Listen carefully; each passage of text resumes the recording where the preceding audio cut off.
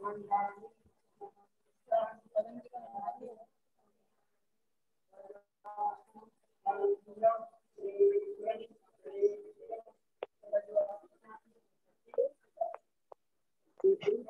अयहिनं तयहिनं करें वन्दामि न मनसामि सकारेमि सम्मानि मंगलम देवे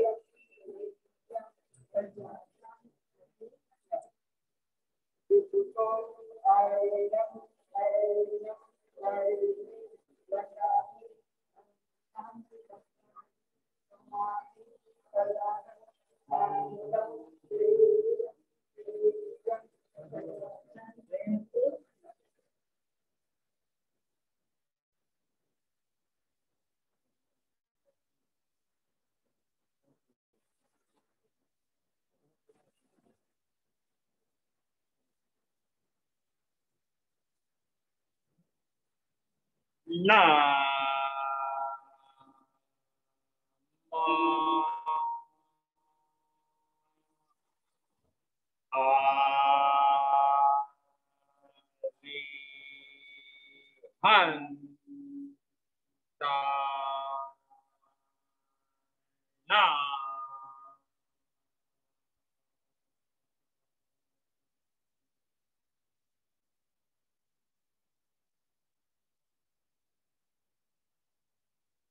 ना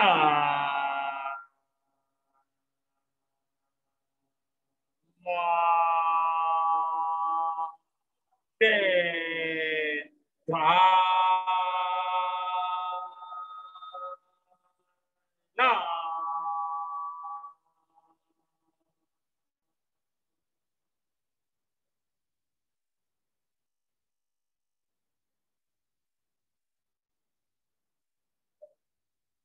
ना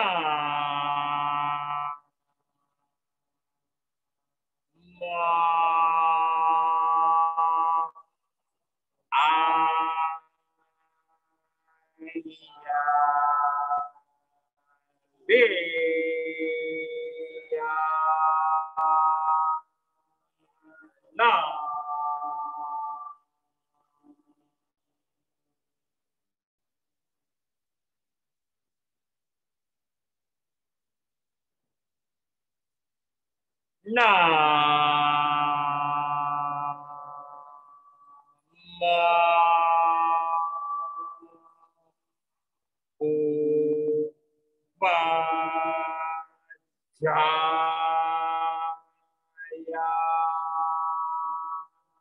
ना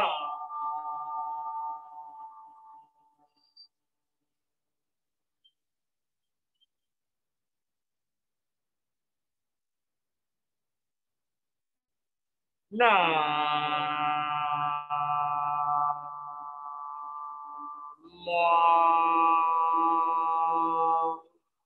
ला ए sầu bát sa na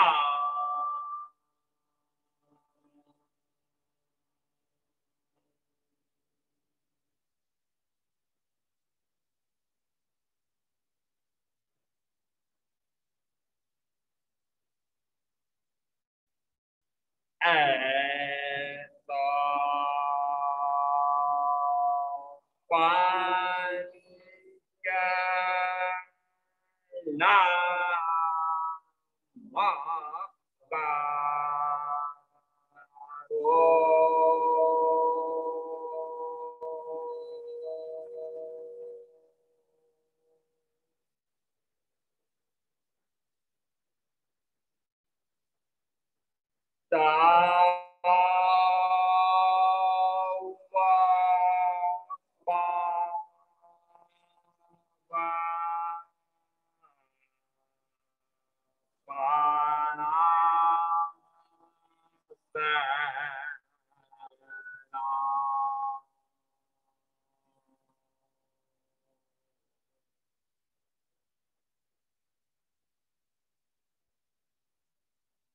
Mangala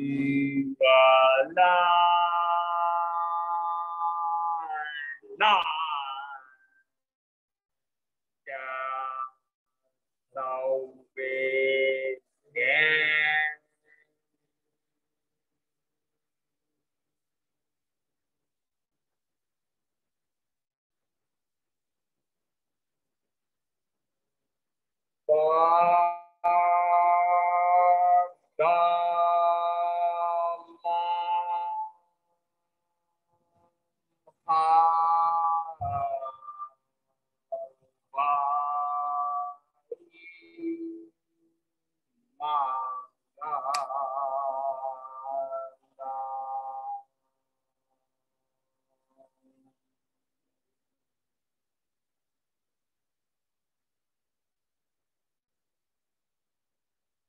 आत्म सिद्धि के लिए आत्म सिद्धि शास्त्र है और सदगुरु के संदर्भ में चर्चा करेगी।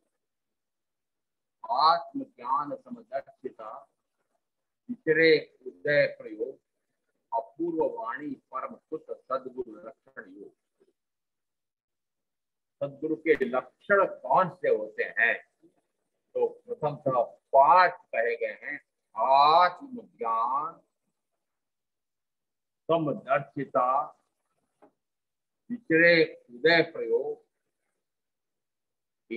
अपूर्व वाणी और परम शुद्ध। इसमें सबसे पहले आया है आत्मज्ञान। और ज्ञान से कहां तक कहा जा सकता है कि ज्ञान से जन्म से मुक्ति, मात्र ज्ञान से। यदि मात्र ज्ञान से कहें तो फिर जो उत्तरायण सूत्र के 28 जन्म में मोक्ष मार्ग प्रवचन मोक्ष मार्ग में आया है। ज्ञानम च दर्शनम चैव चरितम च तवोतः एस्मगुत्ति पणतो जिनेय वर्धन्ति। ज्ञान और दर्शन, चारित्र और तप, ये मोक्ष का मार्ग, चारों मिल करके मोक्ष का मार्ग बनते। दूसरी गाथा में तो इस प्रकार से आ गया है।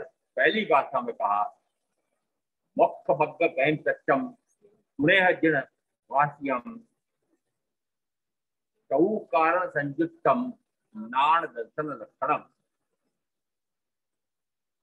मोक्ष के मार्ग पर गति कैसे होती है वह तुम मुझसे सुनो। और वह 4 कारणों से संयुक्त और ज्ञान दर्शन लक्षणों वाला है। तो मोक्ष का मार्ग कौन सा हुआ कि ज्ञान और दर्शन लक्षणों वाला मोक्ष का मार्ग। ज्ञान किसका? आत्मा को आत्मा का ज्ञान। यदि ज्ञान है तो निश्चित मानना कि दर्शन भी साथ साथ है। कौन कहा था? आत्मा में ज्ञान है, आत्मा में दर्शन है, आत्मा में चारित्र है, आत्मा इन तीनों से संयुक्त है। ऐसा प्रकार कहते हैं न तो आत्म ज्ञान, न आत्म दर्शन, न आत्म चारित्र में तो मात्र ज्ञायक। मात्र ज्ञायक यानी ज्ञायक में सारी बातें सम्मिलित हो जाती है। और उसकी पुष्टि श्वेतांबर आगमों से किस प्रकार से करें कि श्वेतांबर आगमों से दिगंबर में गया है कि दिगंबर से श्वेतांबर में आया है, ये मुझे खोज नहीं करनी है। परंतु निश्चित मानना यदि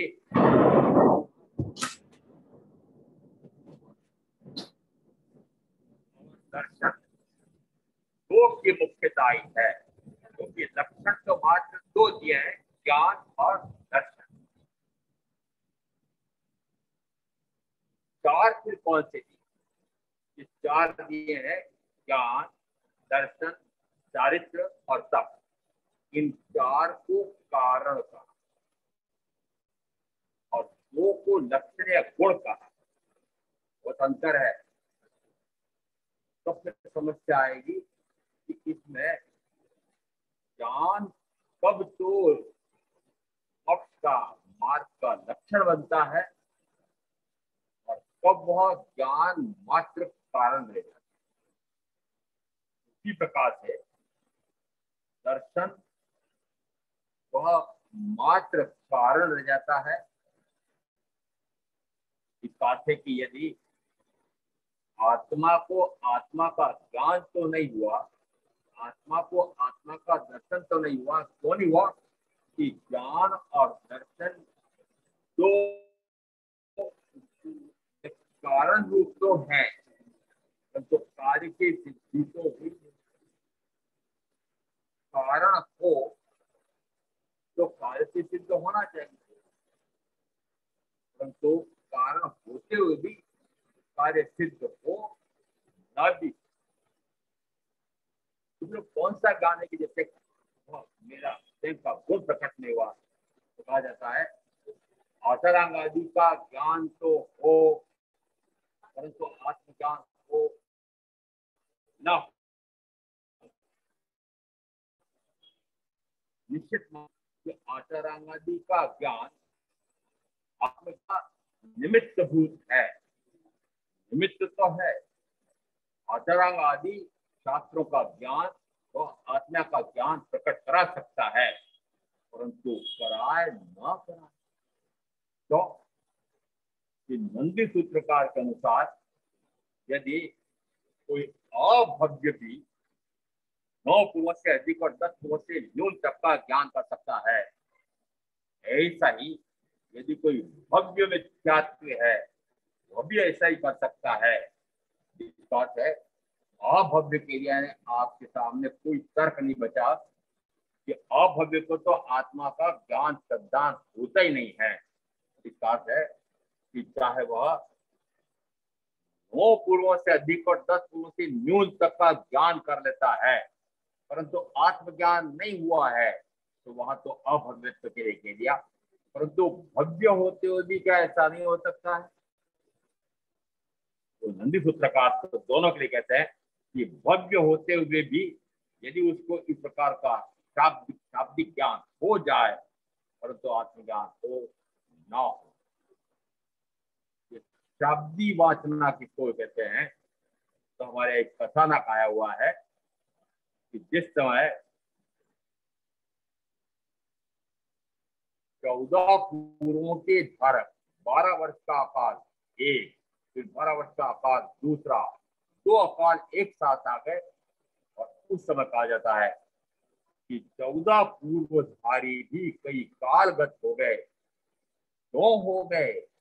कि उन्होंने गोचर पानी के नियमों की मर्यादा का पक्का पालन करना यह स्वीकार किया, मर्यादा भंग करके आहार नहीं लेंगे, ऐसा करने से वे काल कबलित हो गए, ऐसा कहा जाता है।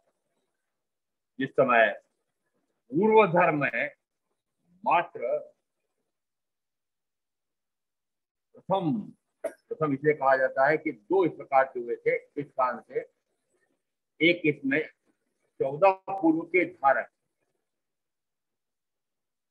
केवली नहीं परंतु केवली के समान ऐसे जो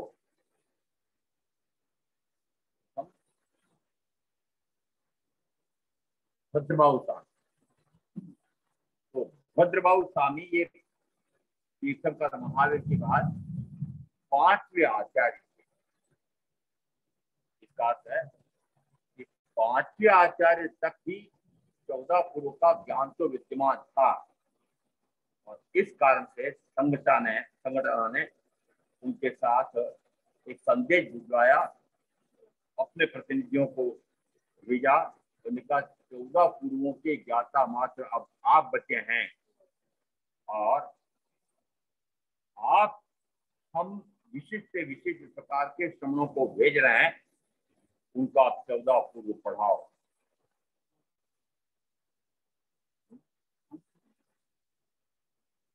500 बार की बात, 14 पूर्व पढ़ाओ। जैसे उन्होंने कहा कि मैं तो अभी अपने प्राण ध्यान साधना योग में लगा हुआ हूं, प्राण ध्यान साधना बात है कि प्राणों को किस प्रकार से साध लिया जाए कि मात्र आत्मज्ञान, आत्मदर्शन, आत्मरमणता यही बच जाए कि वो प्राण ध्यान साधना योग में लगे हुए थे, वो अपने स्वयं की साधना में लगे हुए थे। तो उन्होंने कहा मैं तो अभी इस प्रकार की वाचना नहीं दे सकता।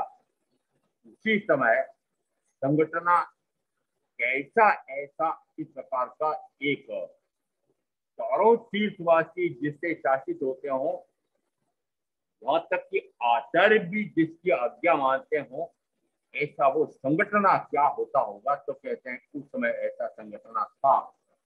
और जैसे उन्होंने कहा, यदि आप कहते हैं कि मैं अपने आत्म साधना में लगा हुआ हूं और संगठना या आदेश दे रहा है आपको कि आप 14 पुरों का ज्ञान कराओ, तो दूसरी बार जब प्रतिनिधिमंडल भेजा तो उन्होंने कहा कि यदि संगठना की बात को आचार्य न माने तो क्या आचार्य को कोई दंड प्रायश्चित आता है। उस समय उन्होंने सोचा निश्चित रूप से मुझे संघ आज्ञा को शिरोधार्य करना चाहिए। कहा जाता है होने वाले तीर्थंकर जिस समय दीक्षा ग्रहण करते हैं उसमें दो वंदन करते हैं। एक तो सिद्ध परमात्मा को लक्ष्य में रख करके, सिद्ध स्वरूप को लक्ष्य में रख करके स्वयं ले रहे हैं, इसलिए सिद्धों को वंदन करते हैं। और दूसरा तीर्थ को वंदन करते हैं। तीर्थ कौन सा? साधु, साध्वी, श्रावक, श्राविका, इन चारों से बने हुए तीर्थ को वंदन करते हैं। साथ है कि तीर्थ की संगठना कितनी महत्व हुई कि आचार्य भी उसके आज्ञा के अनुसार चलते, समझे तीर्थ की महत्ता कितनी है। इसलिए मैं कभी कभी कहता हूँ कोई संघ ने आज्ञा दी है, शिरोधार्य राज जी संघपति, संघ ने एकाग महाराज ऐसा करना है, शिरोधार्य आज्ञा स्वीकार। इस समय उन्होंने 500 साधुओं को विशिष्ट भेजा और उन्होंने स्वीकार किया कि मैं मात्र जिस समय उसी आदि शरीर कार्य के लिए जाऊंगा, आऊंगा, उस काल में मैं इसको पढ़ाऊंगा। चलो ठीक है। अब वे उस समय पर्वत की गुफाओं में ऐसे स्थान पर वे तो ध्यान साधना में मौन में रहते थे, और अब वे 500 उनके आहार पानी की समस्या, एक को छोड़ करके सारे के सारे वापस लौट गए और एक बचे वे स्कूली बद्ध थे। जिस समय एक बच्चे तो उनको वाचना देना प्रारंभ करते हैं, वाचना देते देते उनको इतना ज्ञान हो गया कि उनको 10 गुरुओं का ज्ञान हो गया था। गुरु को पूछा कि मुझे कितना ज्ञान हो गया है। उनका अभी तो समुद्र में बूंद के बराबर है। 10 गुरुओं का ज्ञान हो गया और समुद्र में बूंद है। समुद्र कौन सा? ज्ञान समुद्र कितना असार है। जैसे यदि सिद्ध परमात्मा के गुणों वर्णन तीर्थंकर भी करना चाहे तो नहीं कर सकते।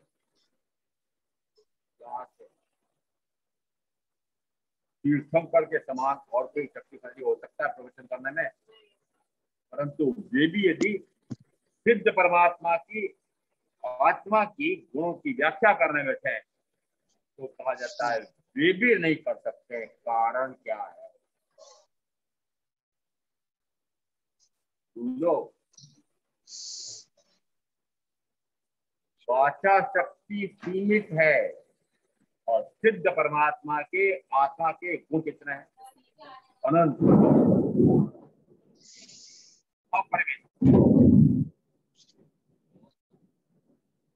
जिह्वा से उसको कितना व्यक्त किया जा सकता है, क्योंकि अभिव्यक्ति तो जिह्वा से होगी और उसकी शक्ति तो सीमित है। और उस अपेक्षा से उन्होंने कहा कि अभी तो समुद्र में से बूंद के बराबर।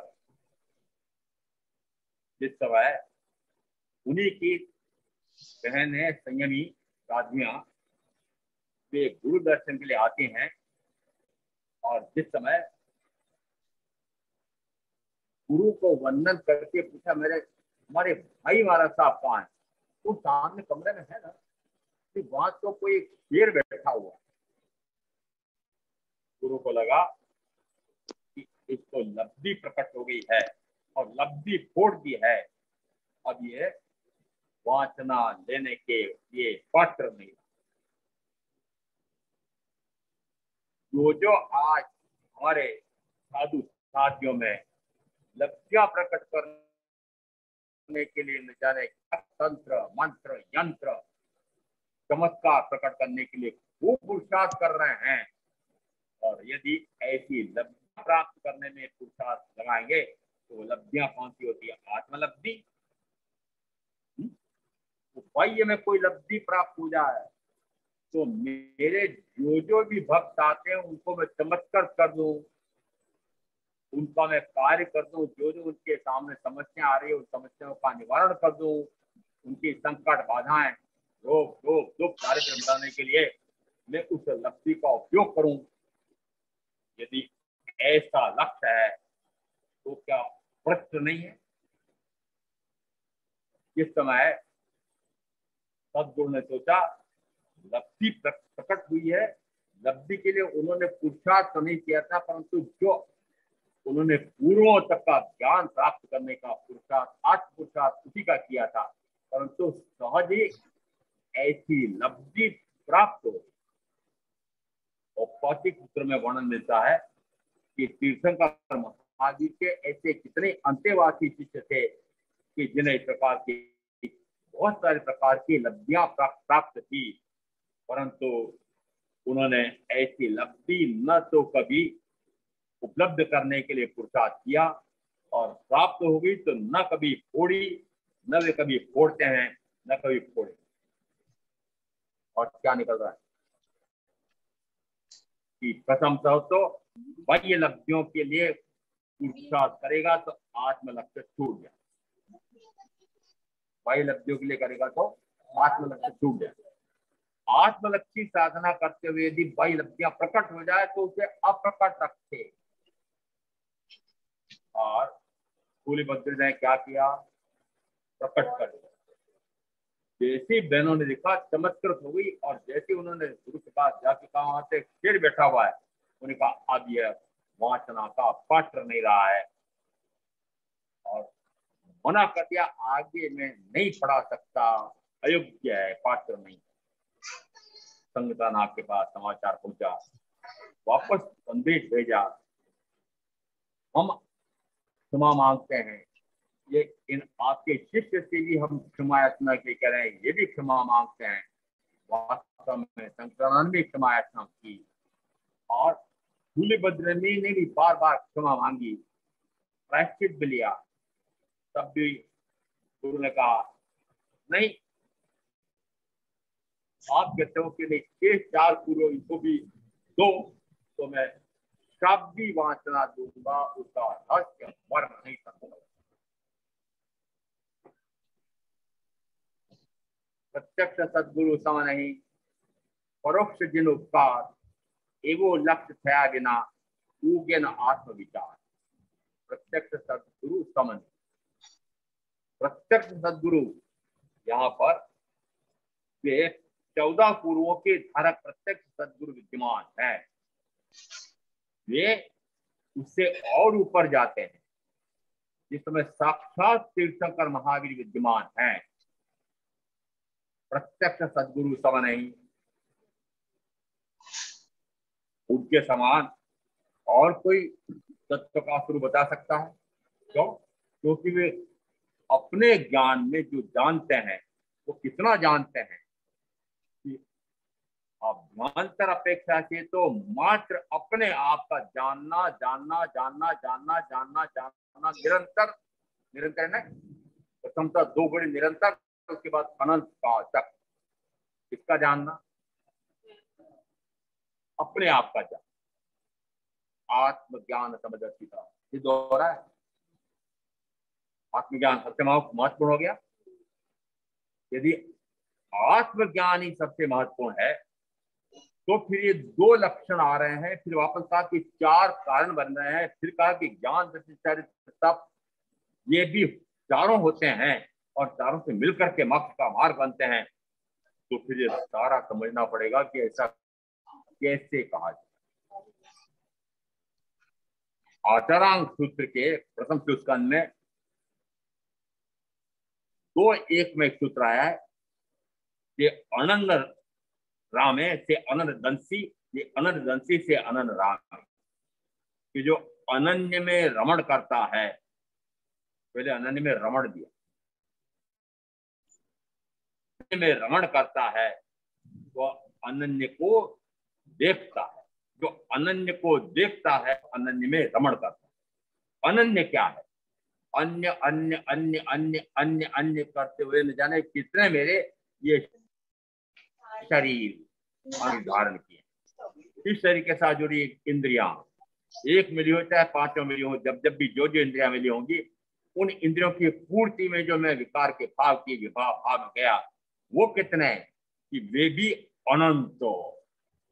ऐसे अनंत शरीर कहो, अनंत रागादि विकार के भाव कहो, अनंत उसी के कारण से बंधे हुए ज्ञानामण आदि द्रव्य कर्म कहो, ये इन तीनों और इसकी अपेक्षा को एक एक भी अनंत है, तो उन सर्व अन्य अन्य अन्य अन्य अन्य करते हुए अनंत से पूर्णतः भिन्न में अनन्य स्वरूपी आत्मा, अनन्य स्वरूपी आत्मा में जो रमण करता है वह अनन्य स्वरूपी आत्मा को देखता है। अब यहाँ देखता कहा है, जानता क्यों नहीं कहा? पहले देखना है तो जानना साथ का साथ है, जानना है तो देखना एक साथ का साथ है। और चाहे आचारांग सूत्र को ले लें, चाहे समझसार को ले लें, चाहे कोई भी ले लें, कोई तत्व संबंधी मतभेद नहीं है। वस्तुतः आत्मा तो मात्र ज्ञायक है, मात्र ज्ञाता है। निश्चित मानना कि ये तो बाद में व्यवहार नए से समझाने के लिए शिष्य को कहा जाता है कि वास्तव में वह आत्मा क्या कैसा होता है, कि जिसमें ज्ञान है, जिसमें दर्शन है, जिसमें सुख है, जिसमें वीर्य है। ये तो वास्तव में व्यवहार नए से कहे जाते हैं, निश्चय नए से तो आत्मा मात्र ज्ञायक है, मात्र ज्ञान स्वरूपी है। आत्मज्ञान मुख्य हो गया। और जिसको इस प्रकार का आत्मज्ञान हुआ है वही सदगुरु, वही सदगुरु। सदगुरु कहें कि परम सदगुरु कहें, क्यों ऐसे परम सदगुरु 5 प्यारे के भरत क्षेत्र में विद्यमान नहीं है, तो फिर संतोष किसमें करना पड़ेगा? सदगुरु। प्रत्यक्ष सदगुरु सम नहीं, परोक्ष जिन उपकार। और प्रत्यक्ष परम सदगुरु तीर्थंकर विद्यमान नहीं है, परंतु उन्होंने जो उपकार किया था, उपकार किस पर किया? क्या वे उपकार करने के लिए बोध देते हैं? नहीं, परंतु शिष्य मानता है कि हे सदगुरु भगवंत, आपने मुझे समझाया, आपका मैं परम उपकार मानता हूं।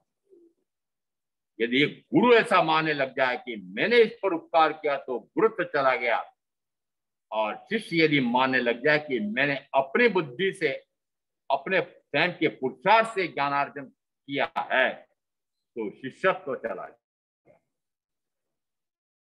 समझ में आ रहा है?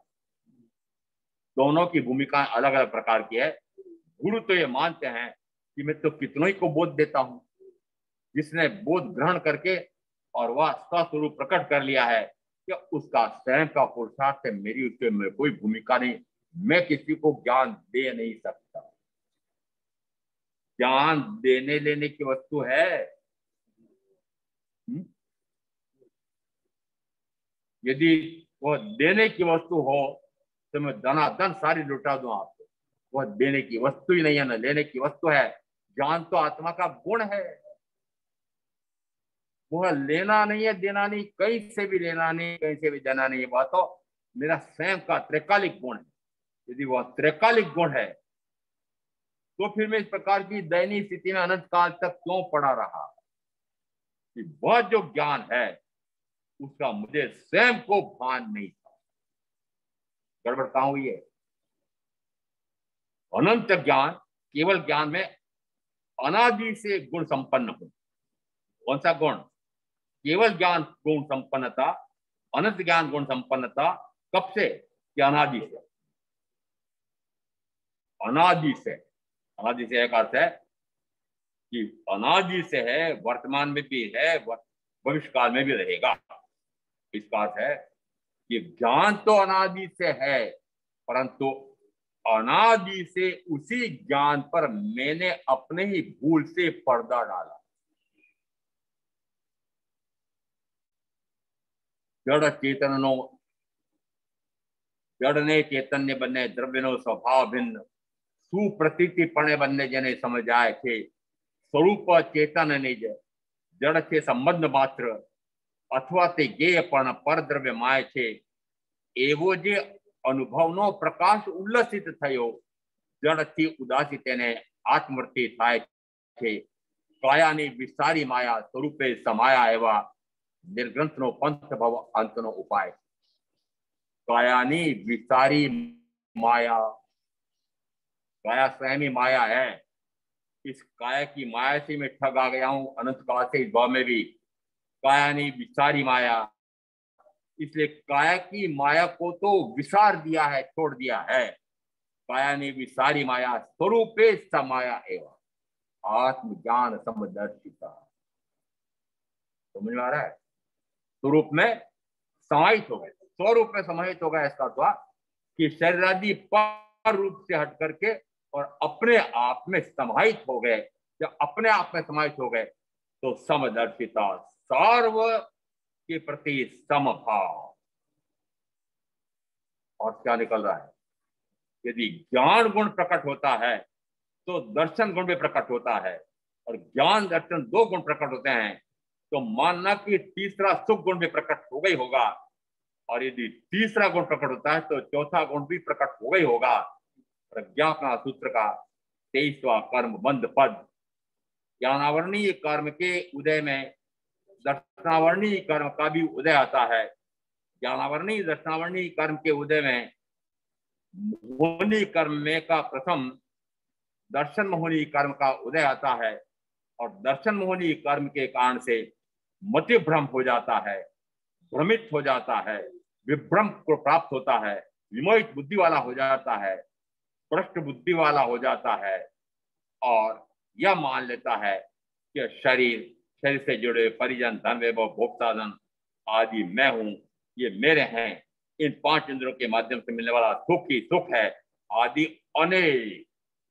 इस प्रकार की मिथ्या मान्यता, जिस समय इस प्रकार की मिथ्या मान्यता होती है, उसके पीछे, उस मिथ्या मान्यता के पीछे बल किसका है?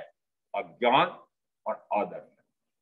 मिथ्या मान्यता टूट करके प्रकट क्या होता है कि सम्यक्त प्रकट होती है, और सम्यक्त को आगमों में जगह जगह कहा है सम्यक्त है, तो ज्ञान भी सम्यक माना जाएगा। सम्यक्त है तो चरित्र भी सम्यक माना जाएगा। नादंसनिष्ठ नाणम नाणे ने विणन हुंति गण गुणा अगुण से नथ मुखो नथ्य मुख से निर्माणम। ज्ञान, यदि ज्ञान है तो, अब यहाँ ज्ञान दर्शन है, दर्शन शब्द दर्शन है तो, नादंसनिष्ठ नाणम, जब दर्शन नहीं है तो दर्शन कौन सा? वहां दर्शन किया सम्यक शब्द, यहाँ पर दर्शन आ रहा है। ना दर्शनिष्ठ नाणम, कि जब तक आत्मा को आत्मा दर्शन नहीं हुआ, शब्द तो वहां आ रहा है, परंतु फिर सूत्र की व्याख्या तो व्याख्याकार जैसा समझे, तो व्याख्या क्या कर दी कि जब तक सम्यक तो नहीं होती है तब तक ज्ञान नहीं, जब तक सम्यक नहीं होती है तब तक चारित्र गुण प्रकट नहीं होता, और जब तक चारित्र गुण प्रकट नहीं होता है तब तक मोक्ष नहीं होता है, और जब तक मोक्ष नहीं होता तब तक परिनिर्वाण को प्राप्त नहीं होता। तो परिनिर्वाण सिद्धत्व प्रकट करने के लिए क्या आवश्यक हो गया? सम्यक्त्व। सम्यक का विलोम करें मिथ्यात्व। वो मिथ्यात्व किसके कारण से विद्यमान था? अज्ञान के कारण। और अज्ञान, वो अज्ञान से ज्ञान में कैसे आऊंगा? अज्ञान से ज्ञान में निश्चित मानना कि निमित्त तो सामने होना ही चाहिए, क्योंकि निमित्त को हम इनकार करते हैं और मात्र हम उपादान को महत्व देते हैं, तो वह भी मिथ्या मान्यता रहेगी। आगे आएगा इसी आत्मस्थिति में कि निमित्त और उपादान दोनों यदि कर्म के बंध में माने तो दोनों का महत्व है। कर्म का बंध करो तो जब तक उपादान वापस जुड़ेगा नहीं तब तक निमित्त कारगर नहीं होगा। कर्म का बंध कब होगा कि जब निमित्त मिले राग द्वेषादि का, और फिर आप निमित्त के अनुसार उपादान सजग न रहो और उपादान वापस राग या द्वेष करे तो निश्चित ही ज्ञान वर्णादि 7 प्रकार के कर्म का बंध होता है। महत्ता किसकी आ गई? निमित्त की आ गई। यदि निमित्त इतना महत्वपूर्ण है तो कल मैंने कहा था निमित्त साक्षात तीर्थंकर विराजमान है। क्या सभी मनुष्य उस काल के सुनने गए? जितने गए क्या सभी को सम्यक का प्रकाश हुआ? जितनों को सम्यक का प्रकाश हुआ क्या सभी उसमें सर्ववृत्ति ले पाए? क्या सभी उसमें से देशवृत्ति ले पाए? क्यों? निमित्त तो इतना प्रबल प्रेरक निमित्त है। इसका अर्थ है कि निमित्त कारगर नहीं हुआ। क्यों नहीं हुआ?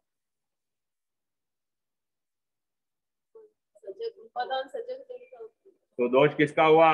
उपादान का। कौन? उपादान कौन? नहीं। जब तक प्रत्यक्ष सद्गुरु ना हो तो परोक्ष में उनका उपकार मानता। प्रत्यक्ष सद्गुरु सम नहीं, परोक्ष जिन उपकार, वो जिनेश्वर परमात्मा ने जो उपकार किया था अब तो वे विद्यमान नहीं रहे, परंतु जिन्होंने उसको सुना था तो कहा जाता है उनसे सुन सुन करके उनको जितना ज्ञान है उतना सारा ज्ञान प्राप्त हो गया। उनको श्रुत केवली कहा जाता है। किनको? श्रुत यानी सुन करके वे भी केवली समाज जानने वाले हो। तो फिर केवली में श्रुत केवली में अंतर क्या हुआ?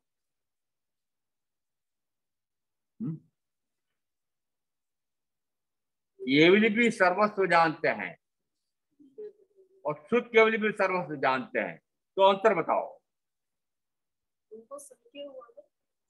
उनको अंश अंश खंड खंड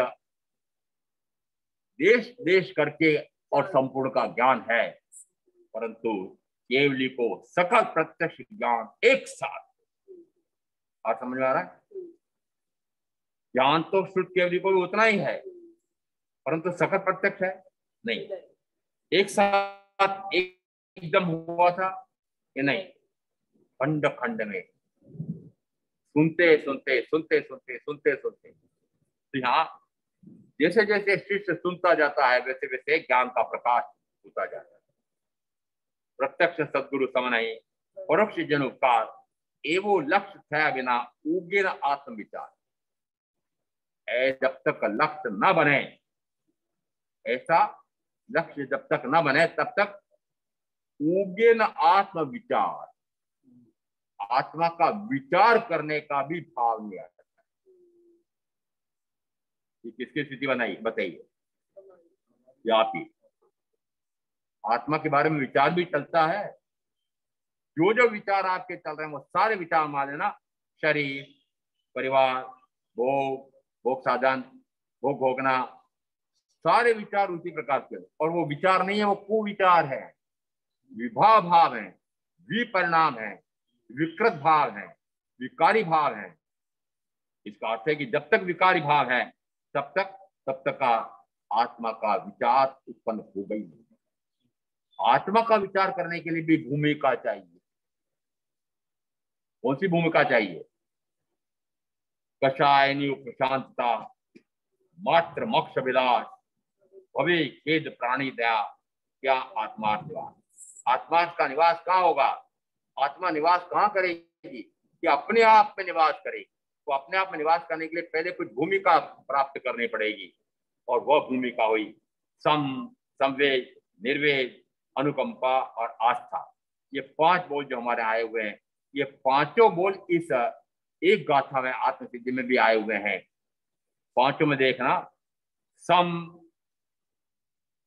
समदर्शिता, सबके प्रति समभाव, समत्व, समत्व की साधना, समता की साधना, इसका अर्थ सम, सबके प्रति, चाहे कोई भी विषम से विषमतम भाव आ जाए तब भी वो विषम राग आदि में न जा करके और सम वीतराग स्वभाव में जाता है।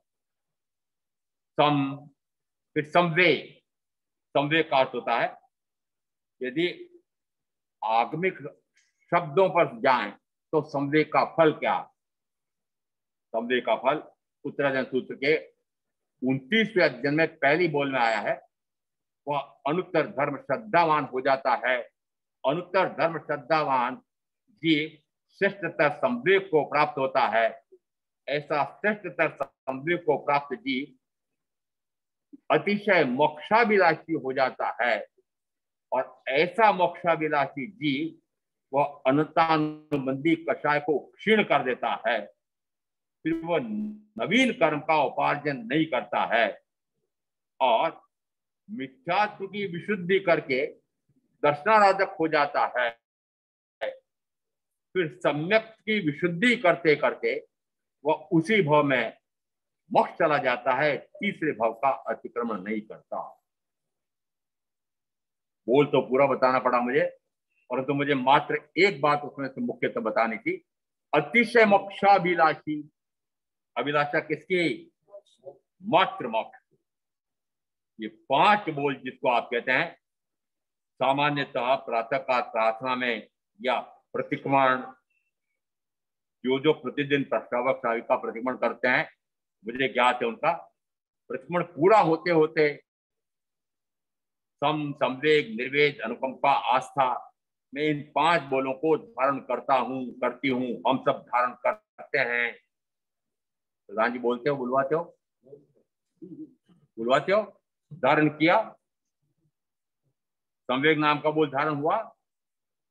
यदि संवेग मूल का धारण किया हो तो कहा जाता है कि वह कहां तक प्राप्त कर लेता, आत्मोपलब्धि कहां तक, कि वह उसी भाव में मोक्ष चला जाता है। साक्षात तीर्थंकर विद्यमान हो, तीसरे चौथे आर्य में फर्क में तो या मावजे, और अन्यथा का तीसरे भाव का अतिक्रमण नहीं करता।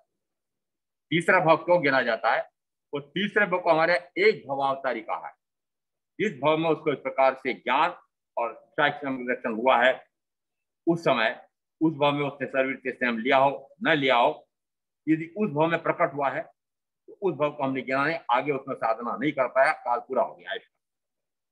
दूसरा भाव जिस समय उसको प्राप्त होगा, यदि अशुभ से शुभ में आकर के और पुण्य का इतना उपार्जन साथ का साथ हुआ है, निर्जरा भी अधिकांश हुई है परंतु पुण्य का भी उपार्जन हुआ है, इतने कर्मों का तो मैं क्षय कर दूं, इतना और बचा इनको भी और क्षय कर दूं, तो जितने उसने क्षय कर दिए वे तो सुरक्षित हो गए अपने उसमें संचय में, और अब इतना और क्षय कर दो, इस प्रकार का जो भाग है वो पुण्य का उपार्जन कराता है और सहज ही पुण्य के फल से देवगति मिलती है। उस पुण्य से वह देवगति के सुखों का भोग परिभोग नहीं कर सकता। वो सम्यक भी हो और इंद्र विषयों का भोग, राग द्वेषादि भोग, राग द्वेषादि भी करे, सम्यक भी हो और राग द्वेषादि भी हो, दोनों बातें एक साथ होती नहीं। इसका अर्थ है कि देवगति में जाएगा तब वहां पर वो नवीन कर्म का उपार्जन करेगा। और फिर तीसरा भाव महाविद्य में मनुष्य बन करके, या तीसरा चौथा आरब भरत क्षेत्र का है, वहां पर मनुष्य बन करके, और फिर वह विहरमान परमात्मा है, तीर्थंकर परमात्मा से जिस समय वह श्रवण करता है, श्रवण करते से उसको केवल बोधि की प्राप्ति होती। शब्द आ रहा केवल बोधि। अब वो केवल बोधि क्या है? वो केवल बोधि को प्राप्त करके वह सिद्ध हो जाता है, बुद्ध हो जाता है, मुक्त हो जाता है, परिनिर्वाण को प्राप्त कर सब दुखों का अंत कर देता है। वो केवल बोधि बड़ी विशिष्ट हो गई। फिर वो केवल बोधि क्या? केवल अपने आप का। अब जैसी बोध शब्द आया तो वृत्ति का टीकाकार ने 9 31 में ये केवलम बोई बुद्धिज्जा, इसकी व्याख्या उन्होंने कैसे की कि जिस समय उसको बोध प्राप्त होता है, दरिसावर्णी ज्ञानम खवो वश में शब्दारह दर्शनावर्णी कर्म का जब वह क्षयक्षम करता है, तब वह ऐसी केवल बोधि को प्राप्त होता है। यदि दर्शनावर्णी कर्म का क्षय करे तो केवल दर्शन, यदि पूर्णतः क्षय करे तो केवल दर्शन प्राप्त होता है। दर्शन ने देखना, अपने आप का निरंतर देखना, अपने आप का निरंतर देखना, दृष्टा दृष्टा दृष्टा दृष्टा दृष्टा भाव दृष्टा भाव दृष्टा भाव। यदि दृष्टा भाव है तो ज्ञानावरणी कर्म का साथ क्षय होगा कि नहीं? दोनों एक साथ, दोनों एक साथ क्या, चारों एक साथ। यदि ज्ञानावरणी कर्म का क्षय होगा, निश्चित मानना दर्शनावरणी कर्म का भी क्षय होगा। ज्ञान का प्रकाश हुआ है तो दर्शन गुण का प्रकाश भी होगा। ये अनन्य दंसी से अनन्य रामे, ये अनन्य रामे से अनन्य दंसी सिद्ध हुआ है, सूत्र सिद्ध हो रहा है कि ज्ञान से मुक्ति, मुक्ति किससे? ज्ञानावरणी कर्म का क्षय करे तो केवल ज्ञान की प्राप्ति। निश्चित है उसी समय दर्शनावरणी कर्म का भी क्षय होगा, केवल दर्शन की प्राप्ति। उसी समय मोहनी कर्म भी क्षीण होगा, क्योंकि मोहनी कर्म मात्र ज्ञानावरणी दर्शनावरणी कर्म के बल पर बैठा हुआ था, वो बल क्षीण हो गया। जिस समय में स्वयं ही स्वयं को जानना जानना जानना, ज्ञाता ज्ञाता ज्ञाता, स्वयं ही स्वयं को देखना, दृष्टा दृष्टा दृष्टा दृष्टा, उस समय कहा कोई भी विकार का भाव आ नहीं सकता। जब स्वयं ही स्वयं का जानना, स्वयं ही स्वयं को देखना ऐसा हो रहा होगा तो विकार कहां से आएगा? उस समय निश्चित मानना कि वह मोहनी कर्म भी पूर्णतः क्षीण होता है। और मोहनी कर्म के कारण से, दर्शन मोहनी के कारण से तो मिथ्या मान्यता, और चर्च मोहनी के कारण से वह मिथ्या मोहादि, मिथ्या रागदेशादि। तो मिथ्या रागदेशादि जिस पर हो रहा था उस पर उपयोग जा रहा था। इसका अर्थ है कि अंतराय कर्म वो अपने आप का वो ज्ञानोपयोग, अपने आप का दर्शनोपयोग, अपने आप को जानने नहीं दे रहा था, अपने आप को देखने नहीं दे रहा था। जिसमें वो ज्ञानावरणी कर्म का क्षय कर दे, जिसमें वो दर्शनावरणी कर्म का क्षय कर दे, तो निरंतर अपने आप का जानना, निरंतर अपने आप का देखना हो रहा हो, तो बताओ अंतराय कर्म क्या काम का? क्षीण हो गया।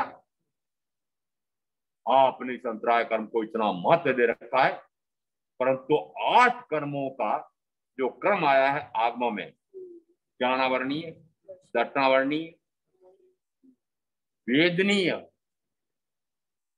वेदनी, विद्या मोहनीय, नाम गोत्र आयुष्य और अंतराय, क्रम देखना बड़ा विचित्र है। क्रम दिया है, यदि ज्ञानावरणी दर्शनावरणी कर्म की विद्यमानता है, अज्ञान और अदर्शन है, उस समय यदि वेदना आई, चाहे सातर उपाय हो चाहे असातर उपाय हो, उस समय वो साता सुख का अनुभव करेगा, साता सुख पहुंचाने वाले के प्रति राग का भाव करेगा। यदि असात आई है तो असाता का अनुभव करेगा, दुखी होकर के दुखी करने वाले के प्रति द्वेष करेगा। इसका अर्थ है मोहनी हो गया। इसका अर्थ है कि मोहनी कर्म के कारण से वो राग और द्वेष कर रहा था, तो उसके बाद में सारे आ गए। यदि मोहनी कर्म का उपार्जन हुआ है तो उस समय क्या सारे 7-8 प्रकार के कर्म का उपार्जन नहीं माना जाएगा? किसी एक कर्म का भी यदि वह यदि मोहनी कर्म का क्या कर रहा है, उपभोग कर रहा है, मोहनी कर्म है, मोहनी कर्म के अनुसार वर्तन हो रहा है, मोह आदि कर रहा है, तो 7-8 प्रकार के ज्ञानावरणी कर्म का बंद हो रहा है। प्रज्ञापना के ये 26वें कर्म वेद बंध पद, उसमें है कि जिस कर्म का वेदन करता है, तो ज्ञानावरणी कर्म का जब वेदन करता है तो पुनः 7-8 प्रकार के ज्ञानावरणादि 7 प्रकार के कर्म का बंद होता है। इसका अर्थ है कि वेदन करता है, अनुभव करता है। किसका अनुभव करता है? कि उस कर्म के फल में आने वाले उस निमित्त के अनुसार जो फल उसको प्राप्त हो रहा है, उसका वेदन अनुभव किया। उसका अनुभव करते से पुनः 7-8 प्रकार के ज्ञानावरणादि कर्म का द्रव्य बंद हो जाए। इसका अर्थ है कि मूल में क्या आया है? मूल में आया है यदि ज्ञान का प्रकाश हो तो दर्शन का प्रकाश अवश्यम भावी। ज्ञान और दर्शन का प्रकाश हो तो फिर 5 इंद्रियों के माध्यम से मिलने वाले सुख के स्थान पर अपने आप के सुख का अनुभव आए, मौनीकरण का विषय हो। जिस समय अपने आप के अपूर्व आत्मिक सुख का अनुभव करूंगा उस समय बाह्य में मौनीकरण निर्जरित होता हुआ दिखाई देगा। जिस समय अपने आप का उपयोग अपने आप को जानने देखने में स्थिर करूंगा उस समय बाहर में अंतराय कर्म क्षीण होता हुआ दिखाई देगा। किसी कर्म को क्षीण करने की आवश्यकता नहीं हुई। या क्या कि मैंने कुछ नहीं किया, कुछ नहीं किया। मुक्ति किससे? क्रिया से नहीं, अक्रिया से मुक्ति। जानना जानना जानना जानना गुण है कि क्रिया है? गुण है। मिश्री को मिठास करना नहीं पड़ता है, उसका स्वाभाविक गुण है। इसी प्रकार से आत्मा का ज्ञान गुण स्वाभाविक गुण है। 12.5 व्याख्या वृत्त में आया है, वह आत्मा ज्ञान संपन्न है। तो प्रथमतः कहा आत्मा ज्ञान संपन्न, दूसरा कहा ज्ञान आत्म संपन्न। तो ज्ञान कहूं कि आत्मा कहूं, दोनों एक हो गए। ज्ञान कहूं कि आत्मा को एक हो गए। तो ज्ञान प्रकट हुआ तो आत्मा प्रकट हुई, आत्मा प्रकट हुई तो ज्ञान प्रकट हुआ। जिससे उगे आत्म विचार जब उगा तब फल कहां तक आ रहा है? कहां तक आ रहा है? उगे न आत्म विचार, प्रत्यक्ष सदगुरु सम नहीं, परोक्ष जन उपकार, एवो लक्ष्य था बिना उगे न आत्म विचार। और ऐसा यदि विचार प्रकट होता है तो आगे कहां तक हो सकता है कि वो विचार आत्मा का विचार आत्मा के अनंत ज्ञान, अनंत दर्शन, अनंत सुख, अनंत वीर, ऐसे अनंत गुणों को प्रकट करा देता है मात्र आत्म विचार। और आत्म विचार किससे प्रकट होता है कि सदगुरु की वाणी सुनने से। इसलिए सदगुरु का परम उपकार मानता हूं कि इनकी वाणी से मैंने जो मेरा त्रिकालिक गुण, ज्ञान, दर्शन, सुख, वीर, ऐसे अनंत गुण वे प्रकट हो जाते हैं। ऐसा तत्व का असुर समझ करके मैं आप जो साधना करेंगे उनका अवश्य कल्याण होगा। वो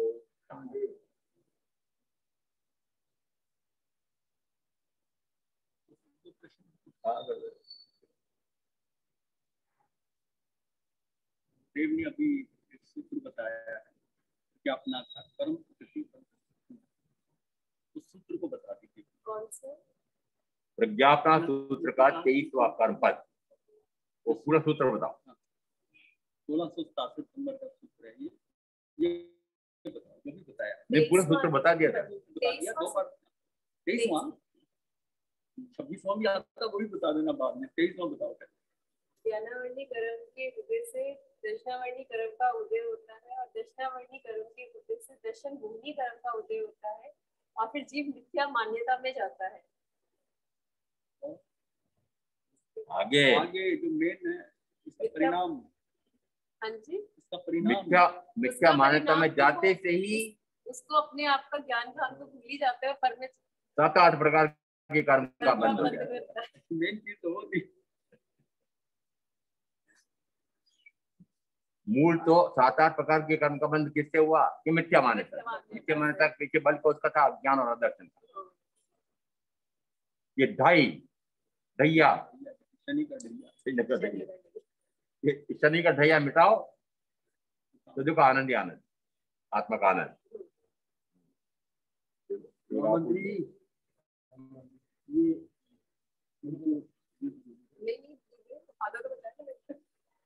नहीं, एक प्रश्न और पूछना पड़ेगा, आधा दूर होता है।